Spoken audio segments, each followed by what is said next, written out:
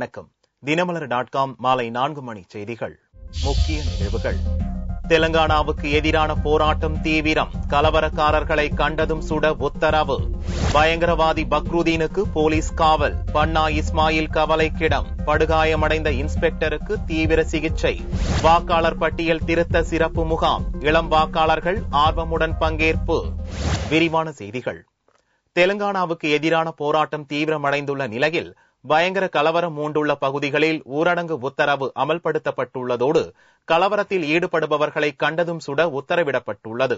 ஆந்திராவை பிரித்து தெலுங்கானா தனி மாநிலத்தை உருவாக்க மத்திய அமைச்சரவை கடந்த வியாழனன்று ஒப்புதல் அளித்தது. இதை கண்டித்து ராயலசீமா, கடலோர ஆந்திரா அடங்கிய சீமாந்திராவில் கடந்த வெள்ளிக்கிழமையிலிருந்து முழு அடைப்பு போராட்டம் நடந்து வருகிறது. சாலை மறியல், ஆர்ப்பாட்டம், தலைவர்கள் வீடுகளை முற்றுகையிட்டு தாக்குதல் என பலவிதமான போராட்டங்களில் ஒருங்கிணைந்த ஆந்திர ஆதரவாளர்கள் ஈடுபட்டுள்ளதால் சீமாந்திராவில் உள்ள 13 மாவட்டங்களில் இயல்பு வாழ்க்கை முற்றிலும் முடங்கியுள்ளது. மாநில காங்கிரஸ் தலைவர் போச்சா சத்யநாராயணா மற்றும் அவரது சகோதரர் வீடுகளை கல்வீசி தாக்கிய போராட்டக்காரர்கள் ஆந்திர பிரிவினையை தடுக்க தவறிவிட்டதாக சத்யநாராயணாவுக்கு எதிராக கோஷமிட்டனர். இதனால் சனியன்று இரவு பயங்கர கலவரத்தில் தெலுங்கானா எதிர்ப்பாளர்கள் ஈடுபட்டனர். தீ வைப்பு, கல்வீச்சு, வாகனங்களை தாக்குதல் என வன்முறை அளவுக்கு மீறி சென்றது. கலவரக்காரர்களை அடக்க முயன்ற சில போலீசாரும் தாக்கப்பட்டனர். சனியன்று நள்ளிரவில் ஊரடங்கு உத்தரவு அமல்படுத்தப்பட்டது.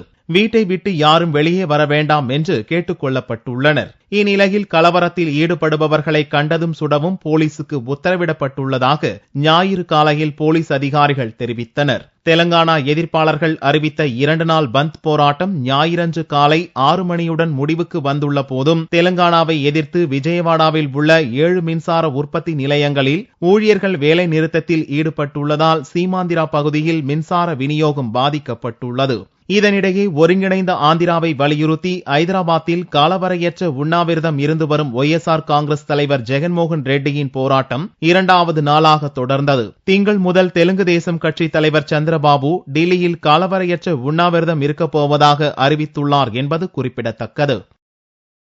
பயங்கரவாதி பக்ருதீனை 11ஆம் தேதி வரை போலீஸ் காவலில் வைக்க வேலூர் நீதிமன்றம் உத்தரவிட்டுள்ளது.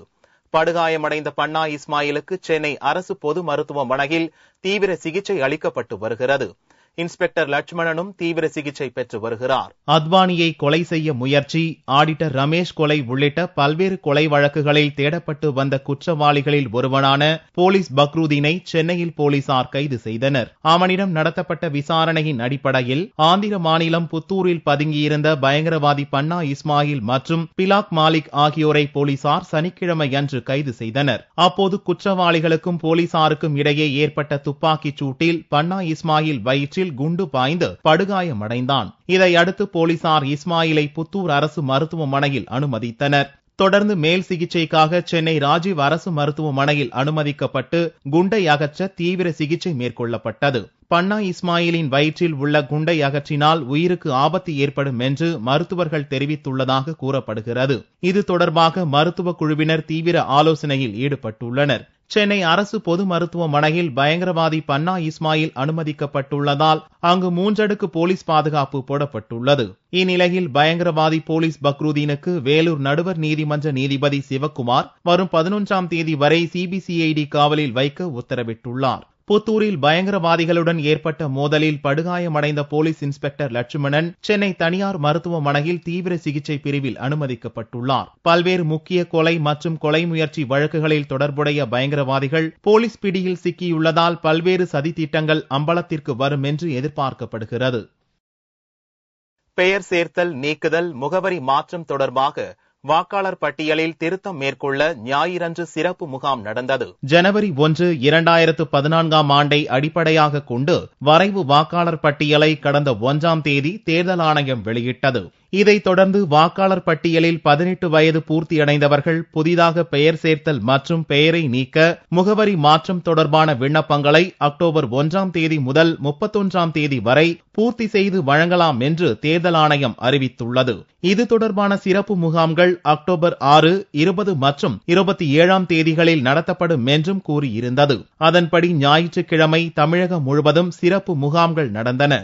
இன்னைக்கு 18 வயசு ஆயிடுச்சு தொட்டு நான் புது விண்ணப்பதாரர் இதுக்காக வந்திருக்கேன். புதுசா ஃபார்ம்ஸ் இஷ்யூ பண்றது தொட்டு நான் இங்க விண்ணப்பதாரர் ஃபார்ம் வாங்குறதுக்காக வந்திருக்கேன். பட் இங்க ரொம்ப ரஷ்ஷா இருக்கும், நிறைய இது இருக்கும்னு நினைச்சேன். பட் நியூஸ் பேப்பர்ல அந்த நியூஸ் பார்த்துட்டு அர்ஜென்டா வந்தேன். பட் இங்க ரொம்ப ஃப்ரீயா இருக்கு, ஈஸியா ஃபார்ம் வாங்கிட்டேன், இந்த ஃபில்லும் பண்ணிட்டேன். இப்போ நான் சப்மிட் பண்ண போறேன். புதியதாக பெயர் சேர்க்கப்பட்ட தகுதியான வாக்காளர்களுக்கு வாக்காளர் தினமான ஜனவரி 25ஆம் தேதி அன்று புதிய வாக்காளர் அடையாள அட்டை வழங்கப்படுகிறது.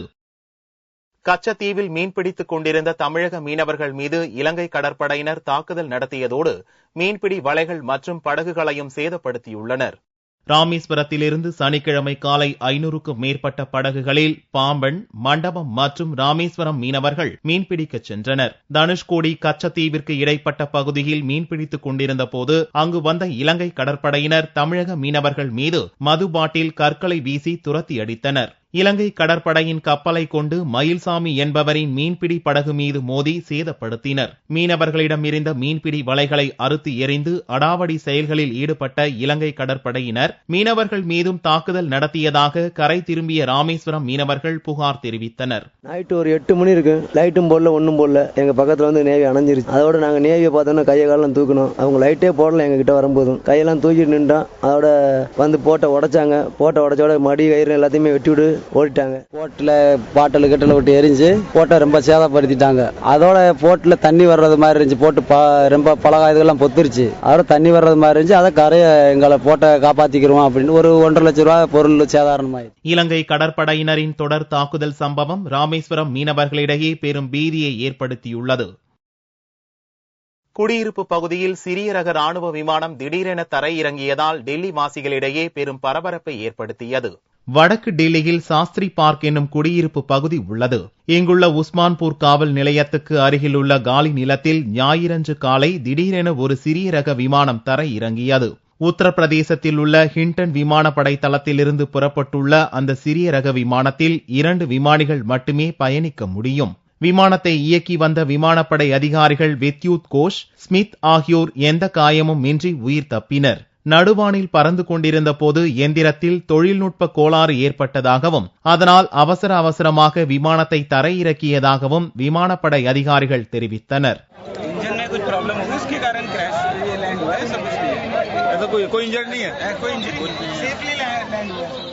அக்டோபர் 8ஆம் தேதி விமானப்படை தின கொண்டாட்டத்துக்காக ஒத்திகையில் ஈடுபட்டிருந்த போது இந்த சம்பவம் நடந்ததாக வெளியான தகவலை மறுத்துள்ள விமானப்படை அதிகாரிகள் வழக்கமான ஆய்வு பணியில் ஈடுபட்டிருந்த போது விமானத்தில் தொழில்நுட்ப கோளாறு ஏற்பட்டதாக விளக்கம் அளித்துள்ளனர். சிறுமியை பாலியல் பலாத்காரம் செய்ததாக கைது செய்யப்பட்டு சிறையில் அடைக்கப்பட்டுள்ள சாமியார் ஆசிரம் பாபு மற்றும் அவரது மகன் மீது அக்கா தங்கை இருவர் பாலியல் பலாத்கார புகார் அளித்துள்ளனர். இது தொடர்பாக சூரத் போலீசார் வழக்கு பதிவு செய்துள்ளனர். நாடு முழுவதும் ஆசிரமங்களை நடத்தி வரும் ஆன்மீகவாதியான ஆசிரம் பாபு ராஜஸ்தானில் உள்ள ஜோத்பூர் ஆசிரமத்தில் 16 வயது பள்ளி மாணவியை பாலியல் பலாத்காரம் செய்ததாக செப்டம்பர் 1ஆம் தேதி கைது செய்யப்பட்டு ஜோத்பூர் சிறையில் அடைக்கப்பட்டார். ஜோத்பூர் நீதிமன்றத்தை தொடர்ந்து ராஜஸ்தான் உயர்நீதிமன்றத்திலும் ஜாமீன் நிராகரிக்கப்பட்ட நிலையில் கடந்த 1 மாதமாக சிறையில் இருக்கும் ஆசிரம் பாபுவுக்கு அக்காள், தங்கை என 2 பெண் பக்தைகளின் ரூபத்தில் புதிய சிக்கல் வந்துள்ளது. குஜராத் மாநிலம் அகமதாபாத் ஆசிரமத்தில் தங்கியிருந்த அக்காளை ஆசிரம் பாபுவும், சூரத் ஆசிரமத்தில் இருந்த தங்கையை ஆசிரம் பாபுவின் மகன் நாராயண் சாயும் பலாத்காரம் செய்ததாக 2 பக்தைகளும் சூரத் போலீசில் புகார் அளித்துள்ளனர். 2002ஆம் ஆண்டிலிருந்து 2004ஆம் ஆண்டு வரை தங்களுக்கு பாலியல் கொடுமைகள் நடந்ததாகவும் புகார் மனுவில் அந்த சகோதரிகள் கண்ணீர் மல்க விவரித்துள்ளனர். அக்காள், தங்கை புகாரால் ஆசிரம் பாபுவின் மகன் நாராயண்சாமியும் கைது செய்யப்படலாம் என்பதால் ஆசிரமவாசிகளிடையே பரபரப்பு ஏற்பட்டுள்ளது. மாணவியை கற்பழிக்க ஆசிரம் பாபுவுக்கு உடந்தையாக இருந்ததாக குற்றம் சாட்டப்பட்டுள்ள அவரது நெருங்கிய உதவியாளர்கள் ஷில்பி, சிவா ஆகியோரும் கைது செய்யப்பட்டு சிறையில் அடைக்கப்பட்டுள்ளனர் என்பது குறிப்பிடத்தக்கது.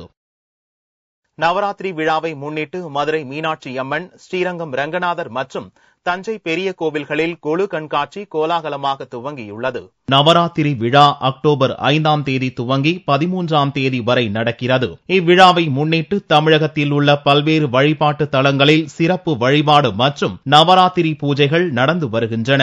மதுரை மீனாட்சியம்மன் கோவிலில் நடைபெறும் முக்கிய விழாக்களில் ஒன்றான நவராத்திரி அம்மன் கொலு அலங்காரம் சிறப்பு வாய்ந்த விழாவாக கொண்டாடப்படுகிறது. சர்வம் பக்தி மயம் என்ற பெயரில் இந்த ஆண்டு தொடங்கிய கொலு கண்காட்சியில் ஆயிரக்கணக்கான பொம்மைகள் இடம்பெற்றிருந்தன.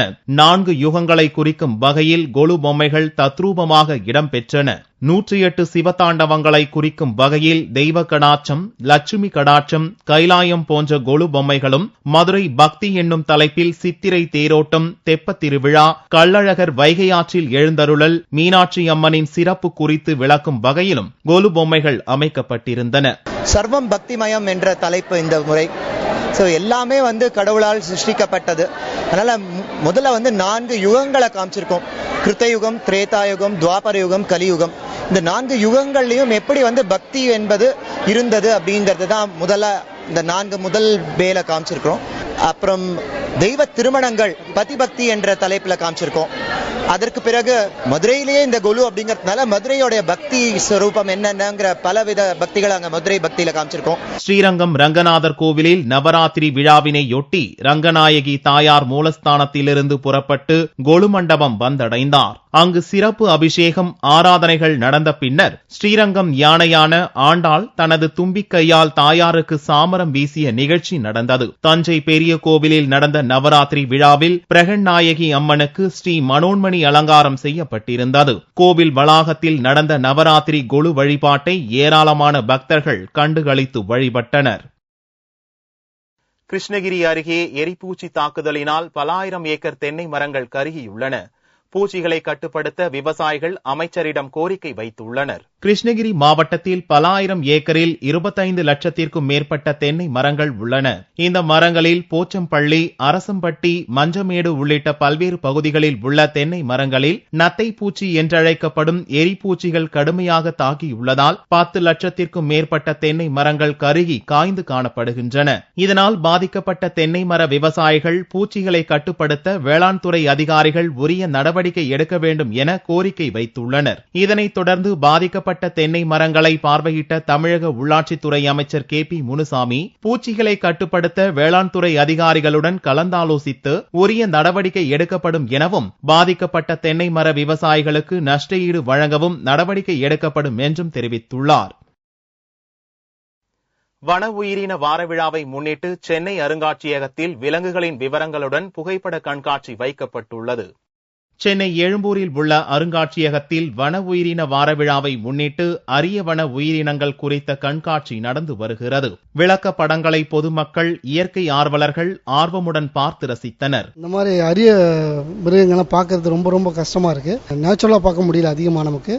இப்போது இந்த மாதிரி கண்காட்சி துவக்கி வச்சதுனால சந்தோஷமா குழந்தைங்களோட இன்னைக்கு பார்த்துட்டு இருக்கோம். இக்கண்காட்சி அக்டோபர் 10ஆம் தேதி வரை நடக்கிறது. ராமநாதபுரம் மாவட்டத்தில் குடிநீர் பஞ்சம் ஏற்பட்டுள்ளதால் பல கிலோமீட்டர் தூரம் நடந்து சென்று குடும்பத்துடன் குடிநீர் கொண்டு வரும் பரிதாப நிலைக்கு ஆளாகி உள்ளனர் பொதுமக்கள். தமிழகத்தில் தென்மேற்கு பருவமழை பரவலாக பெய்தாலும் ராமநாதபுரம் மாவட்டத்தில் உள்ள கமுதி, முதுகுளத்தூர், அபிராமம், திருவாடானை, மண்டபம் உள்ளிட்ட பகுதிகளில் தற்போது கடும் வறட்சி நிலவி வருகிறது. அம்மாவட்டத்தின் நிலத்தடி நீரும் அதால பாதாளத்திற்கு சென்று விட்டது. ஏரி, குளங்களிலும் தண்ணீர் வற்றிவிட்ட நிலையில் அம்மாவட்டத்தில் உள்ள பெரும்பாலான கிராமங்களில் குடிநீர் தட்டுப்பாடு தலைவிரித்தாடுகிறது. ஒரு குடம் குடிநீர் எடுப்பதற்காக பல கிலோமீட்டர் தூரம் குடும்பத்துடன் நடந்து சென்று தண்ணீர் எடுத்து வருகின்றனர். வாரத்திற்கு ஒரு முறை லாரிகளின் மூலம் ஒரு குடம் தண்ணீர் 10 ரூபாய்க்கு விற்கப்பட்டு வந்தது. அந்த தண்ணீரும் தற்போது முறையாக விநியோகிக்கப்படவில்லை என கூறி பொதுமக்கள் காலி குடங்களுடன் சாலை மறியலில் ஈடுபட்டனர். 6 கிலோமீட்டர் போய் தண்ணியில நாங்க குடிச்சு பார்த்தோம். அது எங்களுக்கு தண்ணி கிடைக்கல. இப்ப நாங்க குட்டை வளர்த்து முடியாத அள்ளி குடிக்கிறோம். அதுலயும் குட்டை வளர்ந்து வத்தி போச்சு. நாங்க பெரிய தண்ணி கஷ்டத்துல இருக்கோம். இப்ப நாங்க ஒரு பானை 7 ரூபாய்க்கு வாங்கினா ரூபாய்க்கு வாங்கி ஒரு தரம் கொடுக்குறாங்க, ஒரு தரம் கொடுக்க மாட்டேங்கிறாங்க. நாங்க பெரிய சிரமத்துல இருக்கோம். ஒருபுறம் குடிநீருக்காக பல கிலோமீட்டர் தூரம் நடந்து சென்று தண்ணீர் கொண்டு வரும் பரிதாப நிலை, மறுபுறமோ 616 கோடி ரூபாய் செலவில் முக்கொம்பு ராமநாதபுரம் கூட்டு குடிநீர் திட்டத்தின் மூலம் கொண்டு வரப்படும் தண்ணீர் குழாயில் உடைப்பு ஏற்பட்டு வீடு மற்றும் தெருவோர சாலைகளில் வீணாகி ஆறாக ஓடும் அவல நிலை. தண்ணீர் பிரச்சினைக்கு மாவட்ட நிர்வாகம் நடவடிக்கை எடுக்குமா என பொதுமக்கள் ஏங்கி தவிக்கின்றனர். தங்கத்தின் விலையில் ஞாயிறன்று மாற்றமில்லை. ஒரு சவரன் தங்கம் 22,056 ரூபாய்க்கு விற்பனையானது. 1 கிராம் ஆபரண தங்கம் 2,757 ரூபாயாக இருந்தது. வெள்ளி 1 கிராம் 51 ரூபாய் 50 காசுகளுக்கு விற்பனையானது. பார் வெள்ளியின் விலை 48,160 ரூபாயாக இருந்தது. பசுமை பாதுகாப்பை வலியுறுத்தி திருச்சியில் 4000த்திற்கும் மேற்பட்ட மாணவர்கள் இணைந்து உருவாக்கிய மனித ஆலமரத்திற்கு லிம்கா விருது கிடைத்துள்ளது. திருச்சி மாத்தூரில் உள்ள பாரதிதாசன் கல்வி குழுமத்தின் கீழ் பல கல்வி நிறுவனங்கள் செயல்பட்டு வருகின்றன. உலக சுற்றுச்சூழல் வாரத்தை முன்னிட்டு இந்த கல்வி நிறுவனங்களில் பயிலும் மாணவர்கள் பிரம்மாண்டமான மனித ஆலமரத்தை உருவாக்கினர். பசுமையை பேணி காப்பதற்காக கைகளில் மரக்கன்றுகளுடன் நின்று மாணவர்கள் அமைத்த மனித ஆலமரம் லிம்கா சாதனையில் இடம்பெற்றது. அக்டோபர் ஃபர்ஸ்ட் வீக் வந்து என்விரான்மெண்டல் டேங்கிறதுனால நாங்க பீப்புளுக்கு ஒரு பெரிய அவேர்னஸ் கிரியேட் பண்ணோம். அதாவது பொல்யூஷன் வந்து குறைக்கணும், குளோபல் வார்மிங்கை ப்ரிவென்ட் பண்ணணும் அப்படிங்கிறதுக்காக நாங்க வந்து நிறைய சாம்பிளிங்ஸ் கையில வச்சு ஒரு பெரிய பேனியன் ட்ரீ ஃபார்ம் பண்ணோம். பேனியன் ட்ரீ ஃபார்ம் பண்ணதுக்கு பேசிக் காரணம் வந்து நம்ம இந்தியாவோட நேஷனல் ட்ரீ வந்து பேனியன் ட்ரீங்கிறதுனால இது மூலமா ஒரு அவேர்னஸ் இருக்கட்டும் அப்படின்னு சொல்லிட்டு நாங்க கிரியேட் பண்ணோம். 4202 பேருக்கு ஒரு கண்ணுன்னு கொடுத்துருக்கோம் நாங்க. ஸோ இந்த 4202 கண்ணை அந்த பசங்களே நட்டு அவங்களே அது வளர்ற வரைக்கும் அவங்க மெயின்டைன் பண்ணுவாங்க. இந்த 4 வருஷம் வரைக்கும் அவங்க மெயின்டைன் பண்ணுவாங்க. அடுத்து வர யங்கர் ஜெனரேஷன் அதை அப்படியே ஃபாலோ பண்ணிட்டே போயிடுவாங்க. ஸோ இதுதான் எங்களோட ஒரே தீம். இதனால எங்களால் முடிஞ்ச அளவுக்கு குளோபல் வார்மிங்கை குறைக்க பார்க்குறோம். இதனால மற்றவங்களும் எங்களை பார்த்துட்டு மற்றபடி செஞ்சா ரொம்ப நல்லா இருக்கும். மாணவர்கள் உருவாக்கிய ஆலமரத்திற்கு கிடைத்த லிம்கா விருதை கல்வி குழும தலைவர் ராமன் பெற்றுக் கொண்டார். மீண்டும் செய்திகள் இந்திய நேரப்படி இரவு 8 மணிக்கு. வணக்கம்.